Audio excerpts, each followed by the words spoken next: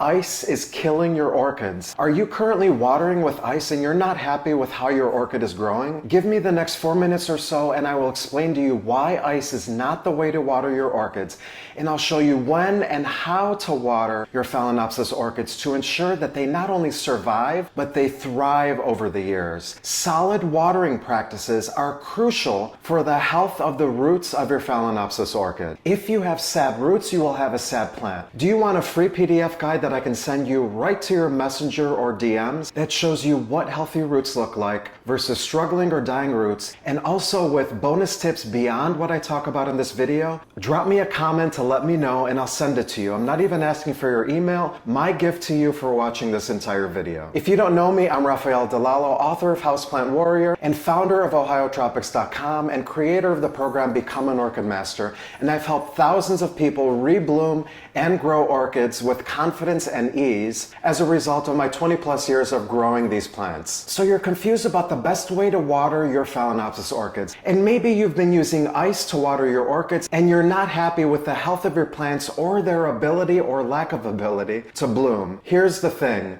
Phalaenopsis orchids are tropical plants and they will never see ice in their lives in their native environment. I always like to say that unless you see a monkey walking around the rainforest with a popsicle, do not use ice to water. I can also assure you that no commercial grower uses ice to water orchids and no serious orchid grower uses this method. While ice may work temporarily, do not be fooled. It is not sustainable long term, particularly when you go to repot your plant, and not to mention ice can damage your orchid roots if it comes in direct contact with them. And I understand where the confusion may be coming from because your orchid's tag may be telling you to use ice, but this is not the way to go. If you are serious about orchid growing and want to take it to the next level, listen up. I'm going to show you how to water both orchids in bark and also those in sphagnum moss. Here is a wonderful visual way to know when your orchids need water if you're growing them in clear plastic pots. When your Phalaenopsis orchid's roots are a grayish color like this, it means that it needs to be watered regardless of the growing medium that it is in. When your roots are hydrated, they'll be a greenish color like this. Now the watering process varies depending on what your plant is growing in. If your plant is growing in a bark mix, I recommend using the soaking method. Your clear plastic pot should have drainage holes at the very bottom.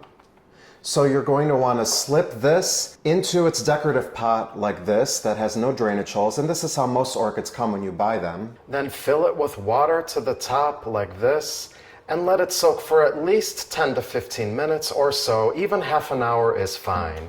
And now notice that the roots are greenish color. Go ahead and discard the excess water and slip it back in the pot and you're done with that one. Now if you have any orchids that are growing in sphagnum moss, I don't recommend using the soaking method because moss can retain a ton of water. And once the roots look mostly silver in color, just like I showed you with the bark grown orchid, just top water your orchid like I'm showing here. Just top water with your watering can like this and let it sit in your sink for a few minutes so that all the excess water can drain away. Once all the water is done draining from your sphagnum moss grown orchid, then go ahead and put it back in its decorative pot. If you place it back in the decorative pot too soon, you may have water collecting at the bottom, and this is not desirable and it can lead to root rot over time. And know that the time that it takes for the roots to dry out and turn gray again varies greatly on your growing conditions and whether your orchid is growing in bark, moss, or any of a number of other growing mediums. For example, your bark grown orchids may need watering weekly,